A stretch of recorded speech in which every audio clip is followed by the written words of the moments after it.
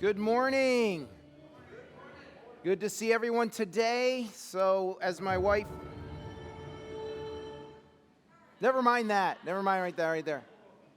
Hey, I don't know if you guys noticed something, but we were missing our drummer today, and yet the band did an amazing job, didn't they?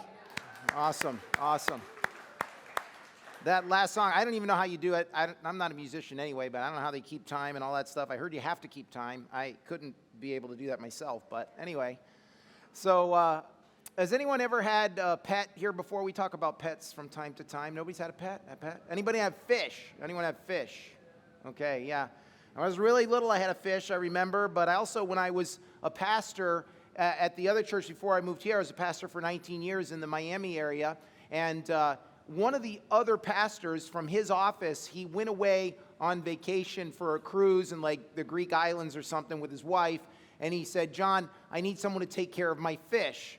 And I'm like, all right, I'll come in and feed it. And he goes, no, I want it in your room. I don't want him to be alone. So he put it in my office, and I had it on the file cabinet. I think really he didn't want me to be alone. Maybe I needed a companion. And at the time, I wasn't married and all. But I had the fish up there on the cabinet, and I would feed it. I just want you to know I did feed it. But, you know, it took me some time to, like, clean it. Here and there, but he was only gone for like 10 days, but when he got back, he never took it back. He's like, no, it's yours now. And I'm like, okay, I guess I adopted a fish. And like I said, I don't really like to clean the bowls too much. And you know what happens if you leave the bowl too long. I got a picture of a sample of what happens when you leave a bowl too long. Do we have a sample? I don't have the sample up here? Oh my goodness, all right, forget it. But you know what those bowls, they get all algae and green, and you can barely see the fish in the bowl. So it had gotten to that stage, and there were different volunteers that would come into the office and other staff people too. But this one girl named Tia, who was a volunteer, decided that she was going to clean the bowl. And she got there before I got there. I went away to a meeting, I don't know, and the bowl was gone. And then she's cleaning the fish, and then she puts the bowl back. I mean, it was sparkling clean. It looked great. The fish was in there. But in the past, whenever I changed the fish's water, I always had to put the water out and let it stand because people told me that, or put a little pill in it, right? Because there's stuff in the tap water like chlorine and a high pH, I don't even know. But if you put them directly in it, they could die, right? So I say to her, Tia, I thank you so much. That was so nice of you to clean it. It looks great. But can I ask you, where did you get the water? And she goes, why? Does it matter? And I said, well, where did you get it? She goes, well, I got it from the tap. And also, the rocks were really dirty. I said, you made it look so clean. She goes, yes, I scrubbed it with soap.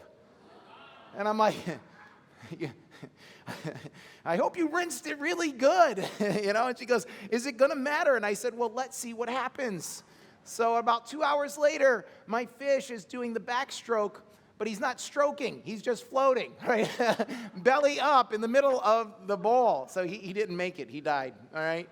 The point of the story is not so much that she cleaned it the wrong way, but the point of the story is this. It's something every one of us who've had a fish tank before in our lives knows, that something that goes unchecked, something that goes untaken care of, right, gets out of control, doesn't it? Like this fish bowl just goes nuts. I mean, even if you have those the saltwater ones, you got to clean them. All these things, you have to have filters, and you got to make sure that everything is good because it will take on a life of its own. And the point is this, is that things that go unchecked tend to take over in our lives. And that's especially the case when it comes to relationships. Especially those relationships, you probably have all had one where it's kind of one-sided. It's like you give and they take, but you don't get any of the giving back to you. You know those people.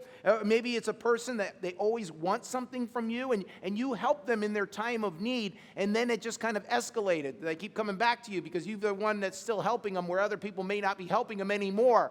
And that's that person that you're on the phone with for like an hour.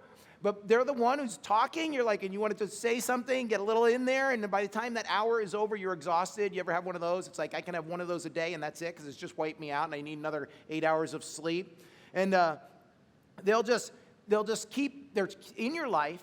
They're present, and you like them for some reason. Maybe they're a friend, maybe it's a family member. You care about them, but you're having a hard time like dealing with them on a regular basis. You're like, okay, yeah, I need like a week before I see you again. That's how long it takes for me to kind of rest up. And we all have at least one person in our lives who's like that. And what we do is we call those toxic relationships, don't we? Because they kind of take us off track of where our life is going. They'll drain us. And if you're thinking, nope, I can't think of anybody in my life that I have like that, well, you could be that person in somebody else's life. You're like, I didn't realize, you got to look at the mirror once in a while, right? So the question is, what do we do?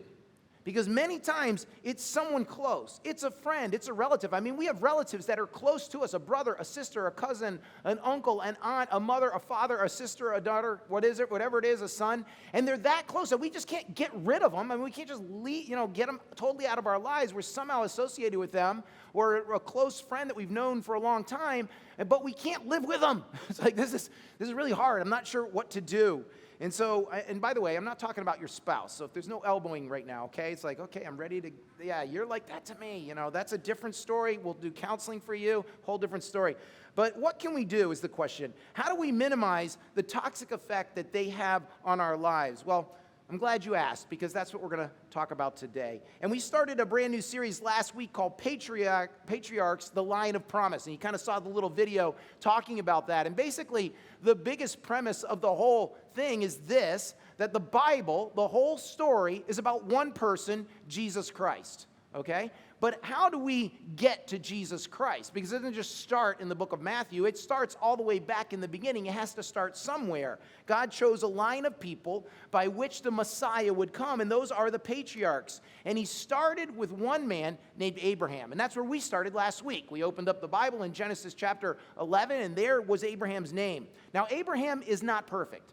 He is like you and I. He's growing in his faith. And that's what we saw last week. Because sometimes we look at Abraham, the father of our faith, and we think this guy was just this spiritual genius, this spiritual, gigantic man of faith. And he does some amazing things that we're going to be able to look at later in his life. But he doesn't start that way. In fact, if you missed last week, you can go to our YouTube channel, check it out. I advise you to listen to it, because I think it's going to be encouraging for you, especially if you're on your journey of faith, because he's a lot like us. But God spoke to Abraham, just to sum it up real quick, in his homeland. He wasn't in the land of Canaan. And he comes to Abraham, speaks to him, and he says, okay, I've got 3 promises for you. You're going to be a great nation, and you're going to go into a land that I have for you. And then also I'm going to make you a blessing to all the earth. So he gives them these 3 promises, but then he also gives them these 3 instructions. He says, leave your country, leave your people and culture, and leave your family. I need you to do these 3 things. And so Abraham leaves his country almost.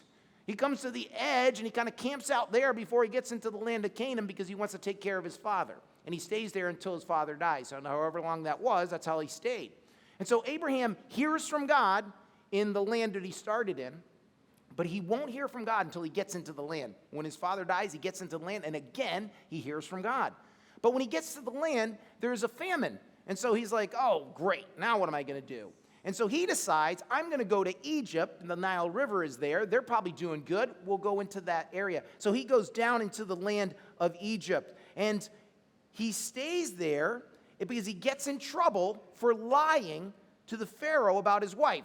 Say you're my sister. And so the Pharaoh takes the wife into his house, and that's going crazy. Like, all these bad things are happening. So Pharaoh's like, what's going on here? And he's, oh, this was your wife? And Pharaoh kicks him out, says, get out now. Go, take all your stuff and just get out of my land, because you're too much trouble for me. I mean, that's kind of embarrassing, but he got kicked out.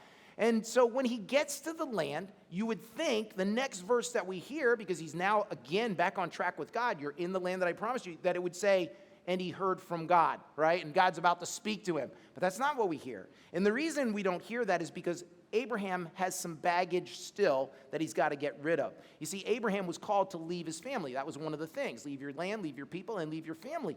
But the problem is, there's still one of his family members that's hanging out with him, and it's his nephew, Lot. And here's what's going to happen. Lot is going to become a toxic relationship in Abraham's life. So let's find out by reading the story what goes on. Lot also, who went with Abraham, had flocks and herds and tents. Now the land was not able to support them.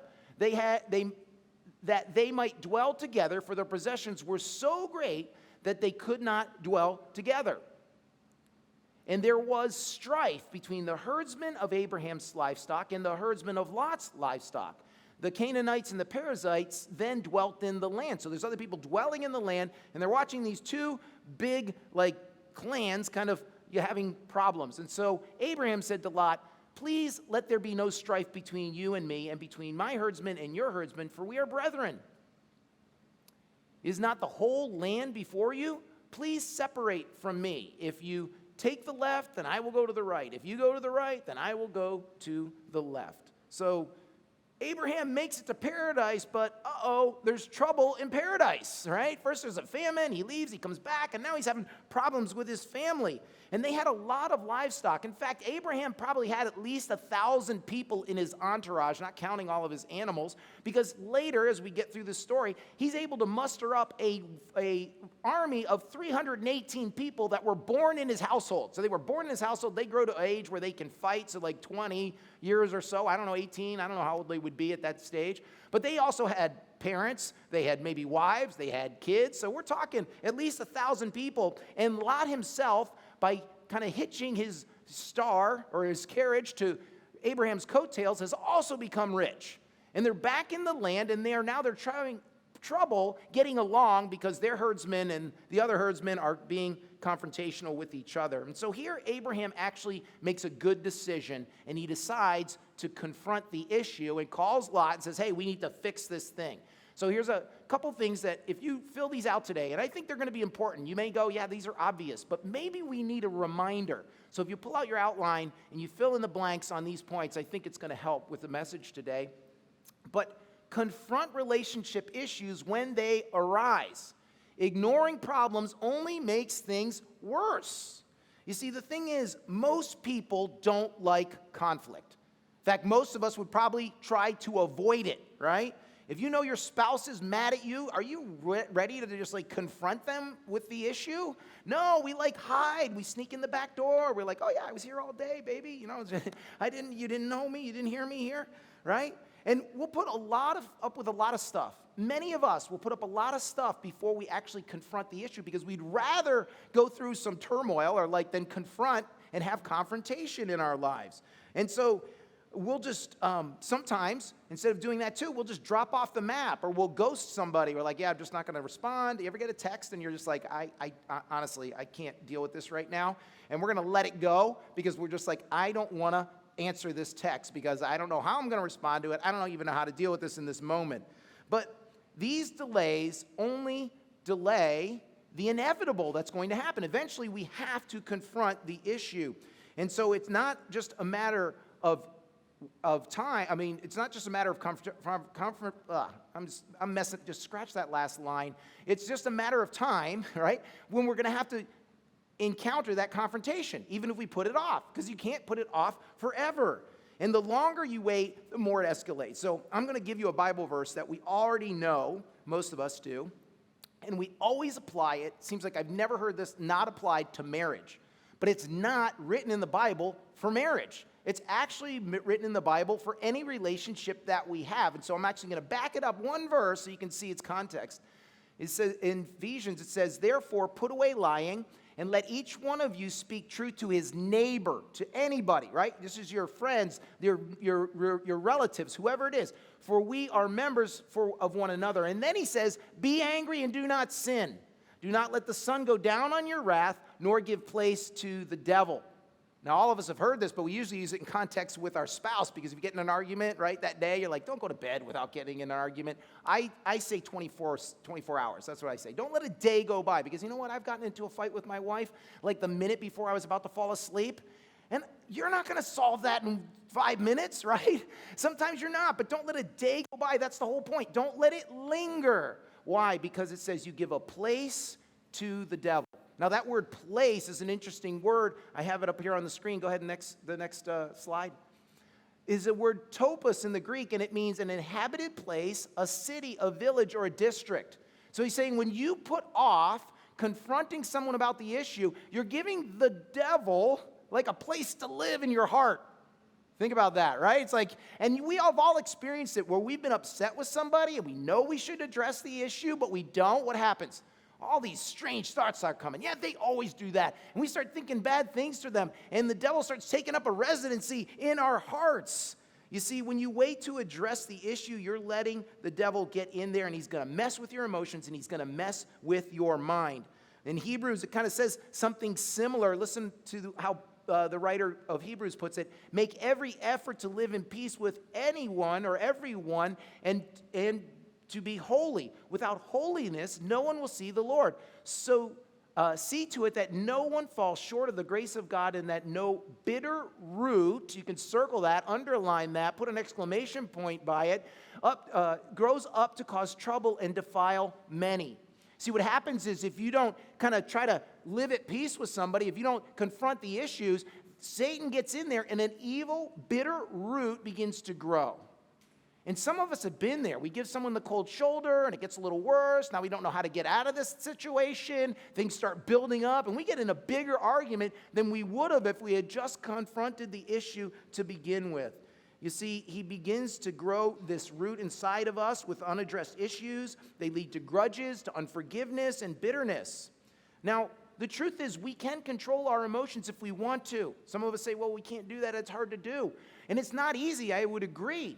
And some of us are kind of pre-born to these emotions, if you will. My daughter Gwendolyn is a prime example. I don't know what I'm going to do. My kids are old enough to sit in here because I can't use them as examples anymore. But my daughter wrote the book on crying, okay? But it doesn't start with just like crying like, ah! It starts with a little bit, right? This is my daughter when she was little. I'll probably narrate this little video for you, but go ahead, put it up on the screen. This is my daughter. She looks really cute. She wants ketchup on her burger right now. So he said ketchup. Look at the ketchup that we've provided for her. And then, that's fake. That was fake. Now she's working herself up, right? See, let it get to her, and it's just, I don't want the ketchup right there. I don't know. She was the craziest girl when she was young, you know? And it's like, okay, I don't know what was wrong with that ketchup, but she had more than enough, right? And now she lets it get to her, and it goes worse, and now she's really crying. She started with whining, and it gets worse. You see, when we ignore problems, it only gets worse. And God knows our hearts, and we have a tendency to hold on to things. All of us do. We have a tendency to grab onto that thing and just like, yeah, I don't feel like letting that go right now. You know, we know people that in our lives that haven't addressed things for years. It's one of those, what do they call those? Like, ancestral curses in my family, if you will.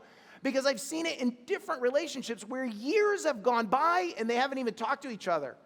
I mean, can you imagine how much time, how much life has been wasted because we just won't confront the issue and we're like, no, we'll just let it go. And it gets worse and it gets worse and it gets built up so high that some people go, yeah, we don't even talk anymore. I'll never forgive them. They'll never forgive me. We're just going to move on.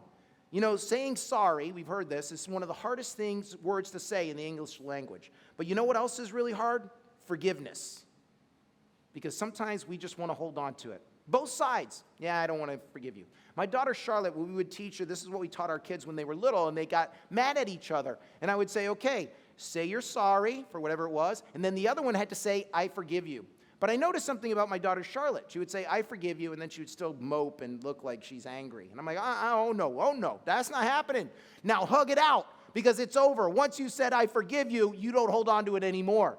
And they've been doing great because they've learned that. But sometimes we say, I forgive you, but we still hold on to it, right? And that's not what we should do. In fact, the Bible instructs you and me, God himself puts it in black and white for you and me and tells us that we need to forgive. Listen to what the Apostle Paul says, and be kind to one another, tender-hearted, forgiving one another, even as God in Christ forgave you. He's like, look, I set the example. I started it off, and I want you guys to do the same thing. You see, we have to confront problems early, even though we think it could get ugly. And it's best, that is actually the best time to do it, because the longer we wait, the harder it gets, and the more this thing is going to blow up and get out of control. So Abraham, he gets an A for this confrontation. But let's see what happens next. So we're going to continue with the story. Go ahead. And Lot lifted his eyes and saw all the plain of Jordan, and it was well watered everywhere before the Lord destroyed Sodom and Gomorrah. So this is kind of like the east of Israel, of the land of Israel, or Canaan at this time. Like the garden of the Lord, like the land of Egypt as you go toward Zoar. Then Lot chose for himself all the plain of the Jordan, that's the river, and Lot journeyed east. Go ahead. And they separated from each other. Abraham dwelt in the land of Canaan, And Lot dwelt in the cities of the plain and pitched his tent even as far as Sodom. But the men of Sodom were exceedingly wicked and sinful against the Lord. And the Lord said to Abraham after Lot had separated from him, so he goes down to the land near Sodom, and he says, and now he talks to Abraham alone, lift your eyes now and look from the place where you are. So Abraham finally separates himself from the thing that's holding him back from hearing from God, and God speaks to him again, northward, southward, eastward, and westward. For all the land which you see, I give to you and your descendants forever. And I will make your descendants as the dust of the earth, so that if a man could number the dust of the earth, then your descendants also could be numbered. Arise, walk in the land through its length and its width, for I give it to you. And then Abraham moved his tent, and he went and dwelt by the terebinth tree of Mamre, which is in Hebron, and built an altar there to the Lord. So he's kind of on, I guess a map would have helped at this moment, but we got a map later. But he's more toward the east, more toward the west, more toward the Mediterranean. That's where he goes because the Jordan Valley is fertile. And it's growing well because it's fresh water. And so there's other cities that have developed there. And Lot goes, hey, that looks awesome. I'm going to head over there. And he wants to get closer. And he decides he's also going to get closer to this city called Sodom. And so he goes, whatever you want to do, you go one way and I'll go the other. And so Lot picks his way and Abraham heads in another area. Now Abraham does another thing right, and he set up boundaries. You go that way, I'm going to go this way. There's going to be a division between you and me, and this is something that we need to learn. And this one you got to know is set boundaries with people, especially those who continually make bad choices. We need to set boundaries with everybody in our lives, but especially those who make bad choices. All healthy relationships need good boundaries. When there are no boundaries, then we often become enablers. And a lot of us have been in that place. We haven't set a boundary with somebody, and they keep asking or they keep coming to us, and we're dying 1,000 deaths going, I wish they would just stop. But the problem is we've never set a boundary to say, okay, it's only going to go so far. Sometimes we let family members or friends get away with things that we would never let anyone else get away with in our lives, right? If a stranger asked you if they could move into your house and live there for 3 years, 10 years, rent-free with no responsibilities, you would say, no way. But there are some friends or maybe some family members, and we're like, yeah, sure. And I'm not saying they can't move in, but with no responsibility, with no border, with no boundary, okay, well, you're going to have to pay for this. You're going to have to do this, right? You're going to make it a little bit like you got to earn this. Because we recognize we'd never do it with a stranger, but we'll do it okay with some of the people in our lives. You see, we would say no. If we lent money to somebody and they didn't pay us back, and for some reason we decide to lend them money again and they didn't pay us back and it was a stranger, would you lend it to them a third time? We'd be like, no. Yet we do that, right, with some of the people that are closest to us. You know, if a credit agency already determined that someone can't manage money, sometimes we still go, oh, no, I'll co-sign the loan for you, right? We've done it. We've helped. I've done it. I know. See, what makes us think that helping them get a loan will suddenly change who they are and the behaviors that they're doing? Something inside of us says, I want to help you, and that's a good feeling inside of us, but we also have to balance that with wisdom and boundaries to say, okay, if I enter this, then I'm going to enter into a toxic relationship. In fact, I had to learn this lesson the hard way. So back when I was an early Christian and I was going to church, and there was a young lady that was going to the church, we kind of started dating, and she had 2 children. And so we were dating, that was it, and we got to know each other a bit, and I felt bad for her because she's going through trying to become a nurse, and she's interning, and she's got difficulties taking care of the kids and stuff. And so this is embarrassing. Okay, this is one of my most embarrassing stories, so you guys got to keep it a secret. You guys agree to keep it a secret? All right. It'll be on the internet later. So I said, here, have a credit card that you can use when you need it. But only when you need it. If you have an emergency, I thought a car's going to break down, she'll use it, something like that. You know, and I didn't really check on it, and then the bill comes, and there's $3,000 on this credit card. And Christmas had come by, and she gave me a really nice hoodie. And I looked, and there it was. I paid for my own gift. I'm like, all right, this is not working out, okay? So I asked her for the credit card back.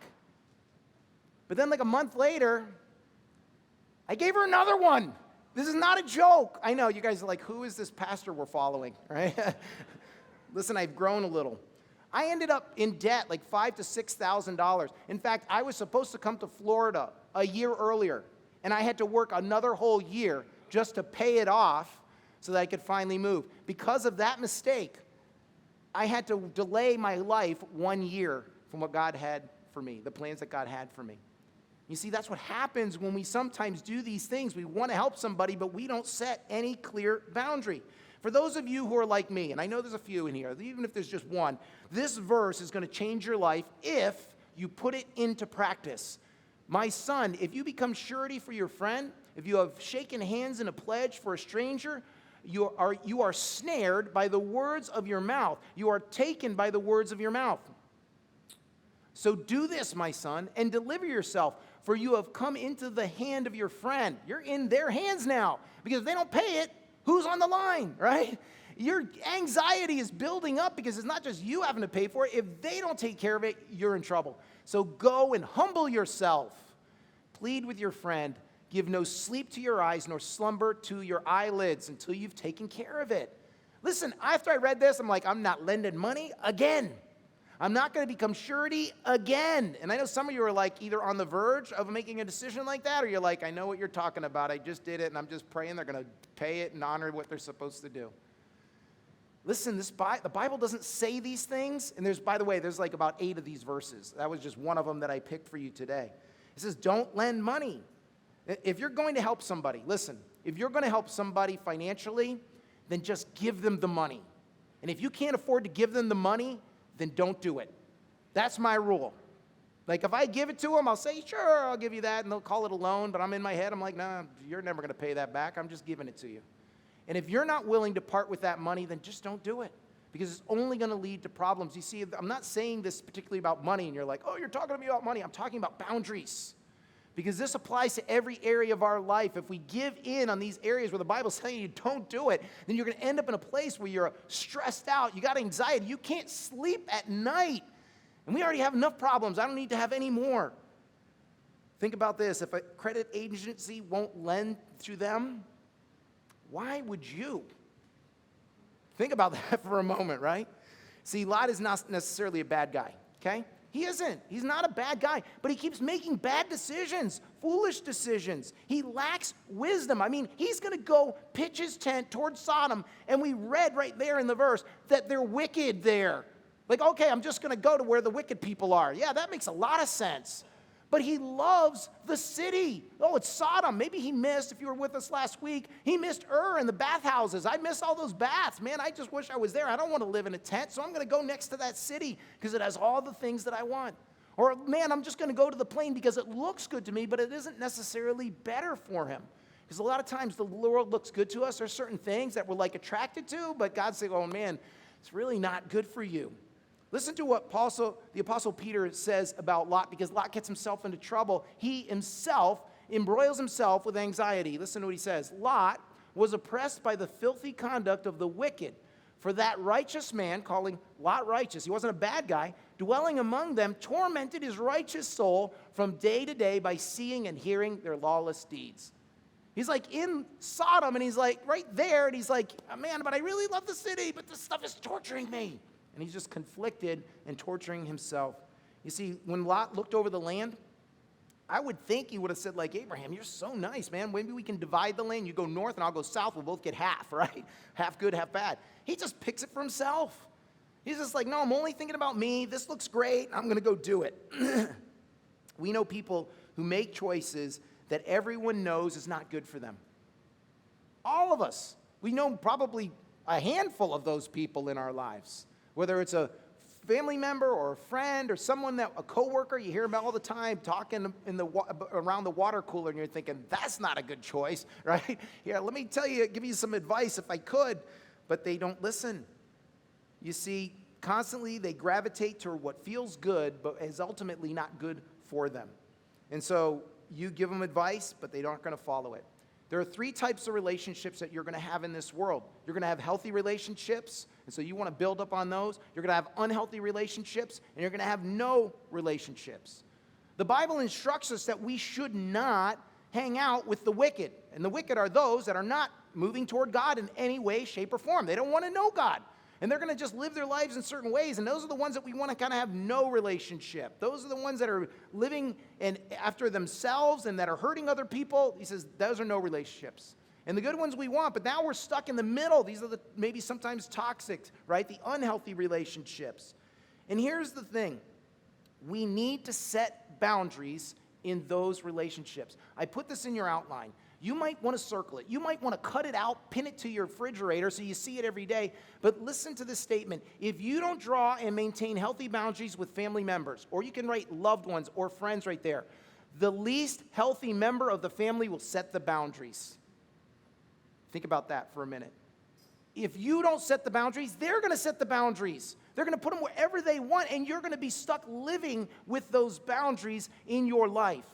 I would hate to have no boundaries with my family, where people can do whatever they want, because I'm going to be miserable, and my whole family is going to be hurt, and I'm called to protect my family. So let me show you guys how to set some boundaries, because you might be going, okay, let's do that. I think I need to do that, but I need to hear a little bit more. Well, I've done a lot of couples counseling when I was as a pastor for 19 years. And people would come, and when I first did counseling, I always thought my goal was to just make them feel better. Bye, I'm glad you feel better, see you later. But my goal is not to do that. My goal is really to help them change. And the only way they can change is by giving them truth. The Bible says give grace and truth. Give truth in love, and that's what I would try to do. And then I would say this, as I told them what was going on, or the way that I saw, reflecting from the Bible, what's going on in their lives, then I would give them an assignment, because they would want to make an appointment again. Well, that really helped. I feel better. Let me come back. And I'm like, great. But here's what you got to do. And I'd give them an assignment. Here's a book. You need to read it together, X, Y, Z. You need to sit down, talk together for an hour, and do this. And then I would say this, until you do that, you can't make an appointment with me. See, you set a boundary. You know what would happen if I didn't do that? They'd be back the next week, and we'd spend hours talking about the same old things. If they're not willing to help themselves, then what do I think coming back and talking to me is going to do? You need to take steps in your life, and that's the same way we set boundaries with people in our lives. We set guidelines, we set parameters, and then we say, okay, if you can keep this boundary, then we can move to the next step. Okay, I've given you a task. If you can keep that task, then we can go to the next boundary, the next step, or move forward. I put this book in your outline, but you might want to take a picture of it. I put up on the screen, Boundaries by Henry Cloud and John Townsend. They're Christian psychologists, and this is the most amazing book you'll ever read, because many of us need to read this and realize that we are not keeping boundaries in many areas of our lives. And so, it's in your outline, or take a picture with your cell phone, but keep that with you. You see, you can't help someone who's not willing to help themselves. You can't. And the only thing that is going to help you is by setting the boundaries that are needed. My kids, we do the same thing with my kids. I have been constantly trying to teach them choices. Of course, it's good or bad, right? But I'm trying to teach them, make the choice to do the good thing. Make the choice not to do the bad thing. When they go to timeout, this is how I phrase it. You can either eat your vegetables or go to timeout for 10 minutes or whatever it is, right? Make the choice. Which one do you want? Would you rather be in timeout or do the thing that's not hard, but it's still good for you? You see, we have to do that with people sometimes, is give them the choice and help them make better choices in their lives. When you don't set up boundaries, you will get sucked into someone else's mess. And every single one of us, to some degree or another, have had that happen to us because we didn't set a boundary and we let that happen, and now we're like, okay, this is hurting. And watch what's going to happen to Abraham, because it's going to happen to him right now. Look. And it came to pass in the days of Amraphel, king of Shinar, Arioch, king of Elasar, Chedorlaomer, king of Elam, and Tidal, king of waves. I just think he's a tidal wave. Okay. That they made war with Bera, king of Sodom, Birsha, king of Gomorrah, Shinab, king of Admah, I can't even read that, king of Zeboim, and the kings of Bela, that is Zoar. All these joined together in the valley of Siddim, which is the Salt Sea. It's actually Sodom, you could say too. 12 years they served Chedorlaomer. In the 13th year they rebelled. Okay, what are they saying here? This map will help you. Put the map up there for a minute. So there are, go ahead. There we go. So there are these kings that live here. Chedorlaomer, Tidal, king of waves, all these guys, they live in this area. In fact, Shinar was right here near Ur, right where Abraham came from. And they live along this little area right here. And they come all the way, because this is desert right here. Desert, bad desert. You'll never make it through there right on your own. It's too hard. So you're going to come this way. And they come down here, and they attack these guys, these 5 kings that are here. So 4 kings come and attack down here. Why? Because they would have gone this trade route to get down into Egypt, into Africa, because they had land, they had water, fresh water, and that's what you wanted. So they subjugate these people, so anytime they want, they can come in and they can go out. And so for 12 years, after they defeated them, they were like, okay, we pay homage to you. They paid money to them so that they could just keep going wherever they wanted. But after 12 years, they're like, wait a minute, I don't think we like this anymore. And so they rebel. And in the 13th year, they decide, they go, no, we're stop paying you tribute. It's not going to happen. You can't just come through here anytime you want.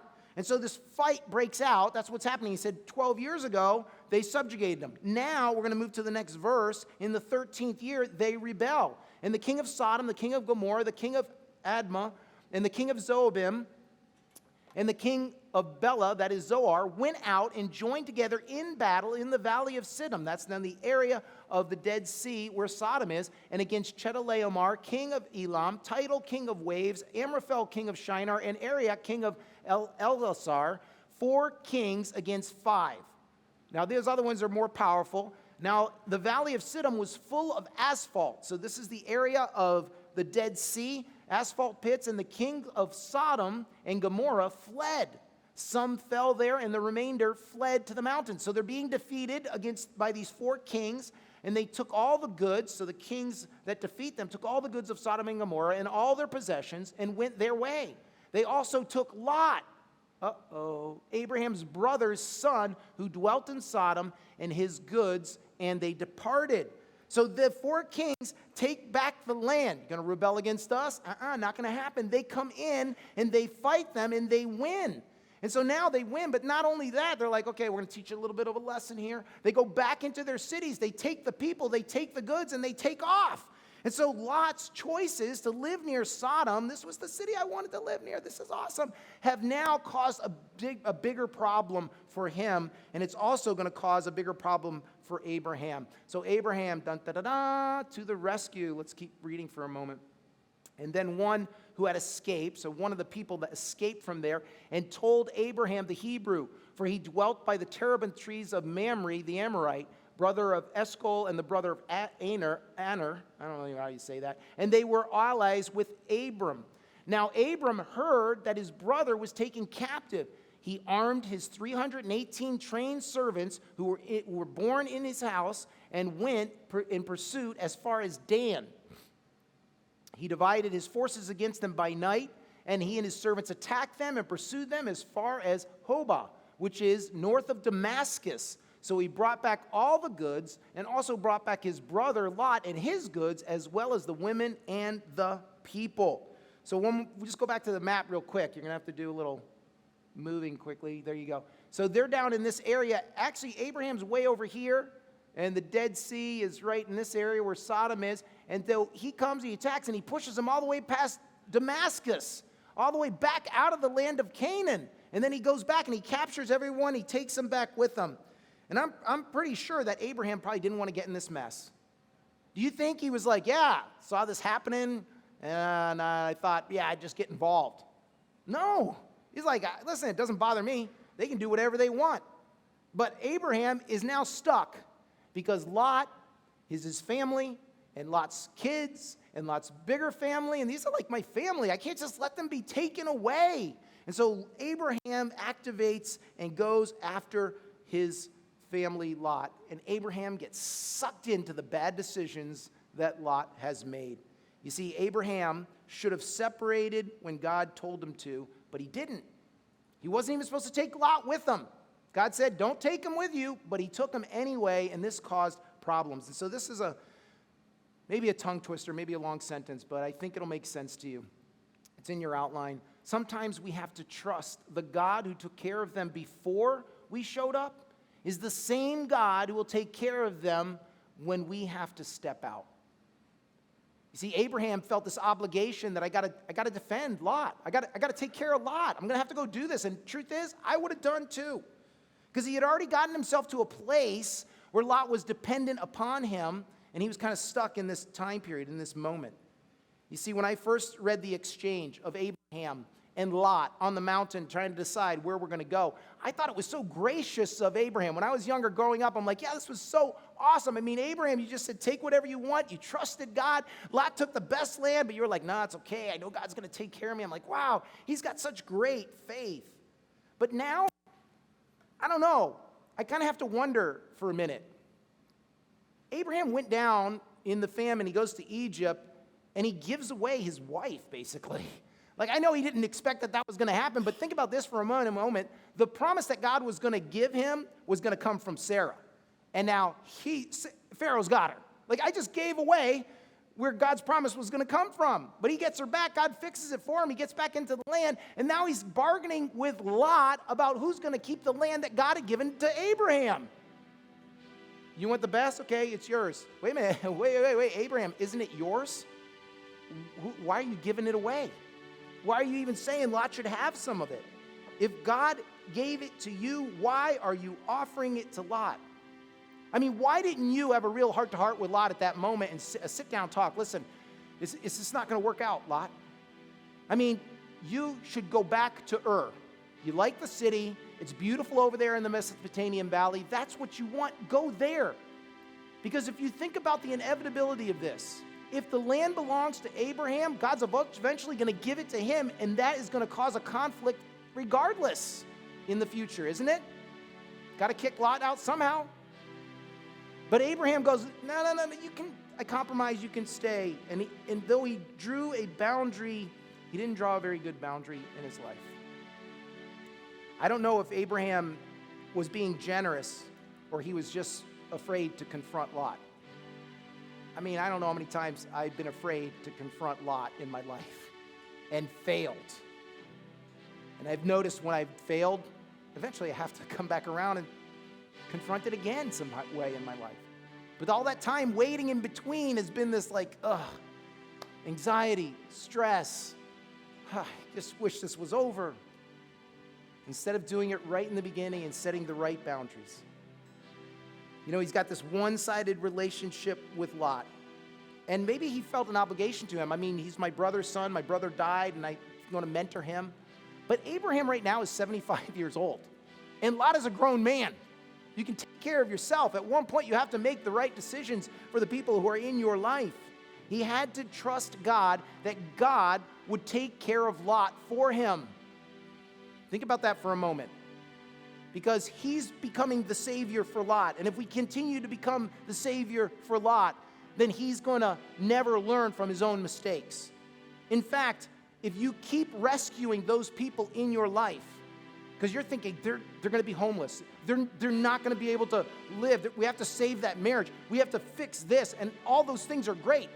But if we think we're going to step in and do it, and we keep them from feeling the consequences of their actions, they're never going to learn. Abraham rescues Lot, and look where we find Lot a couple pages later. Go ahead, put on the screen. Now the two angels came to Sodom in the evening, and Lot was sitting in the gate of Sodom. First he looks toward it, he pitches his tent toward it, he gets closer and closer. Now he's in the city. He's sitting in the city. It's like, didn't you learn your lesson? I mean, these guys are wicked, and you still want to go and live in that city? I mean, come on. Because Abraham rescued him and took away all the consequences that Lot needed to feel in order to make a true change in his life and in his heart. You see, Abraham trusted God, but he had a hard time confronting people. I mean, we see it continually. He goes to Egypt, and instead of telling Pharaoh and everybody there that this is my wife, he tells him he's the sister. Later on, his wife says, yeah, I know there's a promise for you and me to have a kid, but you know what? Why don't you sleep with my maidservant Hagar, who we got in Egypt, and we'll do it ourselves. And instead of standing up and going, no, we're not going to do it that way, but I want a child, Abraham, please, you know. You could hear her like complaining or whatever it is, whining to him, and he's finally like, okay, I'll do it. I'll just do it, instead of confronting her and saying no. Later on, he This other king called Abimelech, he does the same thing he did in Egypt. No, she's my sister, not my wife. Later on, when it comes to Ishmael, God's like, it's your son Isaac. Oh, please, God, let Ishmael live. He keeps trying to stand up for all these people and trying to satisfy them, and it was never anything that God called him to do. You see, trusting God with your family and those we love is one of the hardest things. Some of you are way advanced in this journey than I am, and you could instruct me on that. But it's hard to trust that God is going to work in our kids' lives. I'm praying constantly for my kids, but at one point I have to let them go because I can't make them do the things that are right or to follow God or any of those things. They have to learn it their own way. You see, we have to learn sometimes that we are not the Savior Jesus is. And maybe that's all we need to hear today is like, I'm not the Savior, Jesus is. And we need to take a step back so that God can work in their lives. The Bible tells us this: if you're afraid that God's not going to take care of whoever it is in your life or whatever the situation, listen to what it says here in the Psalms. It says, Father to the fatherless, defender of widows, this is God whose dwelling is holy. Father to the fatherless. You're worried about that? He'll take care of it. The defender of the widow, he'll take care of it. I'm not saying we don't get involved in the right and appropriate ways, but there are sometimes we're trying to solve other people's problems by taking them on ourselves, and God's like, no, I can do it. I don't need your help. I can do it. You see, you're not the only one who cares about them. God cares about them too. Ask yourself this question: did God help you when you needed it? Was God there for you when you were down in a difficult situation? God showed up, didn't he, in your life? Well, that's the same God that serves all people. I love this verse, and sometimes we need to be reminded. Malachi is writing to the children of Israel. He says, I, the Lord, do not change. The God who watched over you is the God who can watch over your children, can watch over your girlfriend, your boyfriend, your parents, your friend, the coworker. God does not change. He loves them too. You see, we don't have to do what Abraham did. We can learn to step aside so that God can work. And he'll take care of those people who we care about, because he cares about them too. But we have to get out of the way. Let's pray. God, sometimes it is so hard to let go. Sometimes it's so hard not to want to fix their situations. God, help me hear from you. Help me to hear a stronger voice in my life than the one that they're speaking. Because, God, you've got better wisdom. You've got better guidance. God, you know where we need to be. Lord, some of us have those relationships that are just so difficult to deal with. And God, I don't know if you want us to cut some of them off. Some of them we do. But there are some that we are supposed to be there for, but help us to be there with the right boundaries so that we can truly help them. And whoever that is today, God, I just pray for them. Give them grace and give them mercy. And Lord, cultivate that beautiful heart that wants to help, that they don't get discouraged. But God, help them to understand that we also need to grow in certain areas and embrace the boundaries, Lord. Speak to us, God. Help us to know exactly how to do that. Lord, I just want to say thank you for hearing our prayer. In Jesus' name, amen.